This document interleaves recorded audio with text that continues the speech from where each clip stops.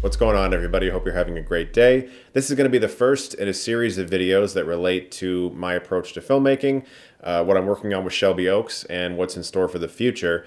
And in this case, I really wanted to talk about things that have inspired me over the years. And we're going to get pretty specific throughout the course of this video. I'm not just going to say a movie and then move on. Currently, the Shelby Oaks Kickstarter is doing very, very well. There are so many great rewards on this Kickstarter, including but not limited to an exclusive Blu-ray that will only be available through this Kickstarter. It won't be the standard Blu-ray release that you might see in a store. The only way to get this Blu-ray is through the Kickstarter, and I want to just pack it with extras. I really want to make it like those good old-fashioned Blu-rays that are filled with featurettes and making-ofs and commentaries and all kinds of really fun stuff that I miss from Blu-rays of old. We are on track to become the most funded horror Kickstarter of all time, which I am blown away by, and we just got to keep going because we're getting closer every single day towards achieving a budget that will actually allow me to make Shelby Oaks the way I want to make it. So again, as always, thank you so much for continuing to support me. Let's talk about things that have inspired me over the years. The first one's fairly obvious. I think basically anyone who's ever wanted to make movies, at least this generation and the one before it, in some way, shape, or form, has been inspired by Steven Spielberg. The man has made so many iconic movies that I couldn't even really name them all off the top of my head. I would have to sit down and think about it. I saw Jaws for the first time when I was a little boy because it was PG, and so for whatever reason my parents were like, well, it's rated PG, so that's okay. And I was absolutely riveted by the movie from start to finish. It was the most insane, gory thing I had ever seen at that age. I watched Hook countless times as a child, and I still enjoy it as an adult. But his approach to filmmaking has always really resonated with me. But what's impressed me the most over the years is how versatile he is. He's made a film in essentially every genre, and he's had success in pretty much every genre. A lot of directors kind of end up in a wheelhouse where they keep doing the same thing over and over again, and sometimes it's not even their fault. Sometimes that's people who finance movies, and they know, well, John Carpenter, you know what? You're good with horror. Wes Craven, you're good with horror. Sometimes filmmakers can get trapped in a box. Spielberg, very early on, wasn't. With movies like Duel, Sugarland Express, Jaws, Close Encounters of the Third Kind, those are all very different films. And each one of them had varying levels of success. And so he put a stamp on himself very quickly to not be pigeonholed into one genre. That is also something that inspires me a lot. Because I love horror, but I don't want to not be able to make a drama at some point. Like, I love every genre of film, and I like the idea of experimenting within all of them if I ever got the chance to. Sam Raimi. This man is amazing, because everyone that I've ever spoken to that has worked directly with him has said he's one of the kindest and most genuine human beings in the industry. Despite years and years of successful movies and genuinely being an icon, he supposedly hasn't let it go to his head, and I really love that about him. But of course, the Evil Dead trilogy, the Spider-Man trilogy, there are just certain things that are always going to mean a lot to me. But his approach to filmmaking and producing is something that I really admire because he tends to, at least from the interviews that I've watched, put the audience first. He's always thinking about what the audience will get out of a film, how to give the audience a ride, make sure they're entertained. He cares about the viewer. A lot of directors don't. I think that just about any filmmaker has to have a piece of them that gets inspired by the material they're working on, especially if they wrote it, obviously. And so it's not like you're only making movies for the audience. Everybody takes a job because there's something about it, even if it's just money. But there are some directors who genuinely, I don't give a shit about the audience. I'm making the movie I want to make. This is my painting, and I don't care if anybody likes it. Raimi seems to be very much so an audience director. He cares about the experience that people have while watching his films. More than any filmmaker that I've ever had the pleasure of talking with, there's one filmmaker who has been the most supportive of me from ever mentioning that I wanted to make films to now. I have no business being able to communicate with this person or receive the amount of support that I have received from him. And yet, Mike Flanagan continues to back me up. And I'm going to be endlessly grateful for that. Regardless of whatever happens over the next 20 years, it's just really wonderful to see someone who has made Stephen King adaptations and some of the most successful Netflix shows of all time say, hey man, I see something in you. That's great. Go for it. Like, it's very difficult to fully communicate how much that has meant to me over the years. There are very few films and TV shows like his that take the time and the care and the attention to detail with his characters and with the editing that he does. And he edits his own work usually, and so you know it's all him. He feels like the guy on your street who also happens to direct multi-million-dollar projects. And I really am always going to be inspired by filmmakers who don't let the system go to their head. Every director I've been talking about makes really good-looking movies and clearly cares about the way their films look, the way their films sound, and the story. But above all, the director that I think cares the most about the way their films look is David Fincher. David Fincher is a scientist, I think, before a director. He is so careful. And I think a lot of people get confused sometimes when they hear the multiple takes thing. They think, well, he's just looking for something that's maybe not there yet. And yes, that's the case sometimes with the performer, maybe with the shot. And of course, I don't know the man personally, so I could just be talking out of my ass right now. But when I look at his movies, especially ever since Social Network, there's something about the framing that is so consistent throughout ever since then. And there's a really great video by Nerdwriter, who's awesome, by the way, and you should check out their channel. They analyze just how careful Fincher is with every camera movement and the way he always keeps people, whatever the focus of attention is, usually a human being, within perfect stride with the camera, whether it's a tilt, a pan, tracking. It's like that filter you see people use on Instagram where they lock the camera on a moving body and then it just moves perfectly with the body. Except it's like he's looking for that perfect take that just did it. And you see that throughout all of his movies. And that meticulous level of framing is something that I will strive for, but I know I won't be able to achieve because he makes movies with a lot of fucking money. And he's David Fincher, and he's made really big movies, and so he can tell Jake Gyllenhaal to drop the book on the seat in Zodiac 80 times without getting a call from the studio saying, what the fuck are you doing? And of course, I had to talk about M. Night Shyamalan. Everybody who watches my channel knows that his films have meant a lot to me, but there's a specific element of his career that I've always paid particular attention to and that has impacted me considerably. There isn't exactly a consistency of quality, and I don't think it's because of the popular viewpoint that so many people have. So many people are like, well, he's just, he just kind of sucks sometimes, and sometimes he doesn't.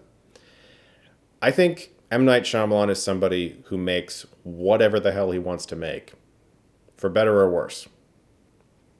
And I respect that, because he has found a way, especially lately, ever since originality is starting to get harder and harder to come by in films that are obsessed with IP. And not that he hasn't done IP. Old was based off a graphic novel, Last Airbender. But in general, he tries to make movies that nobody else is really interested in making. When I was a kid and I saw Independence Day, I was like, wow, that was really fun. But there wasn't a single part of me that understood how Roland Emmerich made Independence Day. But when I saw Signs, which was also an alien invasion movie, I was like, shit, I think I know how to make that movie. That makes sense to me. I understand that. And that's why he was the initial spark for me to get interested in filmmaking, because he made it digestible for me. But it's also just been his approach over the years. He did a great interview where he talked about how he's been on the list of worst directors of all time and the list of best directors of all time. And before The Visit, he was in a place where he basically couldn't get a job. And he made The Visit with his own money. Nobody wanted to hire him, and nobody wanted to pick it up. And he pretty much thought, I think we might be done. I think this is it. And Universal eventually did. And The Visit was insanely successful, and Shyamalan owned it. That is rogue as fuck. Nobody does that. And he doesn't get enough credit for it. And people don't realize that because people like to just repeat whatever they hear online. Somebody says something, oh, well, okay, well, now I'll say it. And then people become comfortable making fun of somebody or always, being an asshole because everyone else is doing it. So now I'm going to do it too. And that makes me feel good or whatever. But like, I don't know anybody who'd be like, yeah, I'm going to mortgage my house to make a film that has no distributor and just hope that somebody picks it up. And keep in mind, the dude's got a family. So that is fucking insane and incredibly ballsy. And he pulled it off and really went to the bank afterwards. So when people talk shit about Shyamalan, I always want to say, like, would you mortgage your house to make a movie knowing that if the movie isn't distributed, you'll lose your home? Like, that's amazing. Now that we've talked about directors that I really admire, I'd like to talk about some specific things that have nothing to do with like a movie or a director or a writer or whatever. Something that has helped me considerably over the years is reading other people's scripts and writing my own. You can talk about it a lot and you can watch a lot of movies, but until you stare at a blank screen and that black cursor is just blinking at you, you don't really understand how hard it is to write a film. And you have to learn, of course, the proper formatting and how a script is actually written, and usually go through a few drafts of various things, short scripts, some features, maybe even until you write something that's even somewhat competent. And so knowing that sometimes ahead of time can be very daunting. And you're sitting there going like, well, should I even try? Because more than likely this first thing I write is just going to be shit anyway, and I have to write more until I get to something better. Unless, of course, you happen to pump out a good screenplay before you ever learned how, which is rare, but it does happen. This industry is so impossibly hard to get into. It's immensely rare that you're just going to be able to direct something. Like, people aren't just going to start sending you scripts. So you should learn how to write your own, even if you don't want to be a writer. If you just want to direct, you should probably learn how to write because you can write stuff for yourself. Like, if you want to direct so much that you learn how to be a good writer just so you can direct, and then suddenly you almost forced yourself into being a good writer by accident. Also, what's super important, and it has been for me, is making mistakes and learning from them. You're going to go through experiences that you never fully prepared for. And it could be anything. It could be on set. It could be something you said to an actor. It could be something you wrote that's just bad and you had to be told that. Because you're going to write stuff and you're going to submit it to people and they're going to come back at you and be like, dude, this is ass. And you're going to have to learn how to take that, but also not have an ego about it and just say, all right, so that didn't work out. Why didn't it work out? And why didn't I catch that it didn't work out? And you're going to continue to make mistakes. I mean, like, for instance, okay, Steven Spielberg, as I said, one of the best filmmakers who ever lived, made multiple classic films and then made Always. Shit happens. So I think accepting that shit happens is also really important. You can be a really good writer, a really good actor, a really good director, and you can still fuck up. It doesn't mean you're suddenly talentless. It just means you're human. Now, when it comes to my film Shelby Oaks, there have been multiple things that have inspired me along the creation process. So this is my opportunity to give my wife a huge pat on the back because when we made our 4th annual Halloween special, we had so much fun. We went to Tennessee and we filmed in a cabin in the woods, and we talked about movies that had cabin in the woods. And we had this wraparound segment where there was like this crazy person dressed up in a mask who was trying to kill us. Her and I filmed that by ourselves. We edited it by ourselves. Nobody else helped. It was just us. If I was holding the camera, Sam played the murderer. If she was holding the camera, I played the murderer. It was like just real down and dirty shit. It was like being a kid again. So much fun. On the whole drive home, all Sam and I could talk about, was a 6-hour drive, was how much fun we had and how we could maybe self-finance a feature like that and just say, fuck it. Let's try to set aside like $20,000 to make a movie, which is really cheap for a feature, obviously. And so I started writing that. And eventually that became Shelby Oaks. Sam has a story credit on the film because she helped develop it with me. Now, it has evolved considerably since that initial like found footage-y kind of idea, because our film is not a found footage film. But that was the initial spark. And the fact that I was able to write something that the first draft seemed very doable and incredibly cheap got attention. And then eventually I found the right kind of attention for it.